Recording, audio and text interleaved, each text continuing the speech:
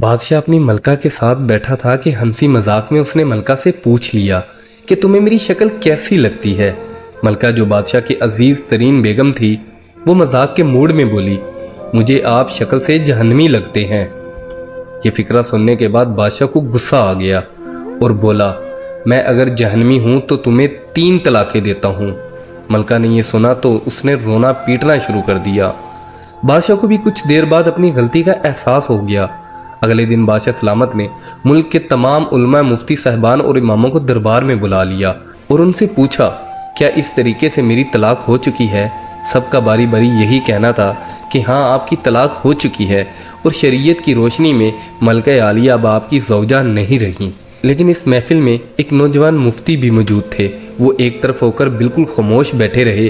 بادشاہ نے ان سے بھی یہی سوال پوچھا تو انہوں نے عرض کیا، جناب یہ طلاق نہیں ہوئی، کیونکہ آپ نے مشروطے طور پر کہا تھا کہ اگر میں جہنمی ہوں تو میں تمہیں 3 طلاقیں دیتا ہوں، اور ابھی تک یہ طے نہیں ہوا کہ آپ جہنمی ہیں کہ نہیں ہیں۔ آپ کو اگر کوئی شخص جنتی ہونے کی ضمانت دے دے تو آپ کی یہ طلاق نہیں ہوگی۔ بادشاہ سلامت نے جوشیلے انداز میں پوچھا، لیکن مجھے اس چیز کی ضمانت کون دے گا؟ سب علماء کرام نے اس سوال کے جواب پر اپنے سر جھکا لیے کہ دنیا میں کون شخص جنتی ہے اور کون جہنمی ہے، اس کی کوئی ضمانت نہیں دے سکتا۔ نوجوان مفتی نے جب تمام علماء کرام کو خاموش دیکھا تو وہ بادشاہ سلامت سے مخاطب ہوئے، بادشاہ سلامت، میں آپ کو یہ گارنٹی دے سکتا ہوں، لیکن اس کے لیے میں آپ سے ایک سوال پوچھوں گا۔ اگر آپ کا جواب ہاں ہوا تو میں آپ کو جنتی ہونے کا ضمانت نامہ دے دوں گا۔ بادشاہ نے کہا، ہاں پوچھو۔ نوجوان مفتی نے پوچھا، کیا آپ کی زندگی میں کبھی کوئی ایسا موقع آیا تھا کہ آپ گناہ پر قادر تھے لیکن آپ نے صرف اللہ تعالیٰ کے خوف سے وہ گناہ چھوڑ دیا ہو؟ بادشاہ نے سر اٹھایا اور کہا، ہاں ایک بار ایسا ہوا تھا۔ میں اپنے خوابگاہ میں داخل ہوا تھا اور وہاں ایک نوکرانی صفائی کر رہی تھی۔ وہ لڑکی انتہائی خوبصورت تھی۔ میں بھٹک گیا تھا۔ میں نے دروازہ اندر سے بند کر لیا۔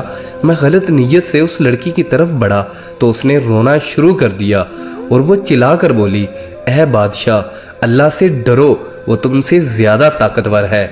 میں نے جب یہ سنا تو میرے اوپر اللہ تعالیٰ کا خوف طاری ہو گیا۔ میں اگرچہ بادشاہ تھا، وہ لڑکی میرے کمرے میں تھی۔ میں نے دروازے کو اندر سے کنڈی لگائی ہوئی تھی اور اس وقت دنیا کی کوئی طاقت مجھے برائی کرنے سے نہیں روک سکتی تھی، لیکن میں نے صرف اللہ تعالیٰ کے خوف سے دروازہ کھول دیا اور اس لڑکی کو جانے کی اجازت دے دی۔ یہ سب سن کر وہ نوجوان مفتی مسکرائے اور انہوں نے قرآن پاک کی سورۃ النازعات کی آیت نمبر 40 اور 41 کی تلاوت فرمائی۔ ترجمہ، جو اپنے رب کے سامنے کھڑے ہونے سے ڈر گیا اور اس نے اپنے نفس کو خواہشات میں پڑنے سے بچا لیا تو ایسے شخص کا ٹھکانہ جنت ہوگا۔ اس کے بعد نوجوان نے بادشاہ سلامت سے کہا، میں آپ کو ضمانت دیتا ہوں کہ آپ جنتی بھی ہیں اور آپ کی طلاق بھی نہیں ہوئی۔ عزیز و احباب، مسلمان ہونے کے ناطے ہم ہر وقت جنت کے متلاشی تو ہوتے ہیں، لیکن آپ اس واقعے سے اندازہ لگائیے کہ جنت تو ہر وقت ہمارے سامنے ہوتی ہے۔ اس کے لیے صرف ایک چیز کی ضرورت ہوتی ہے، اور وہ یہ ہے کہ ہم میں خوف خدا کی وجہ سے ہر اس گناہ سے توبہ کریں جس کو کرنے کی ہمارے اندر طاقت اور قدرت موجود ہوتی ہے۔ اللہ تعالی ہمیں اپنے خوف میں مبتلا رکھے اور ہر قسم کے گناہ سے بچائے رکھے، آمین یا رب العالمین۔ ویڈیو اچھی لگی تو لائک کیجیے گا، شیئر کیجیے گا۔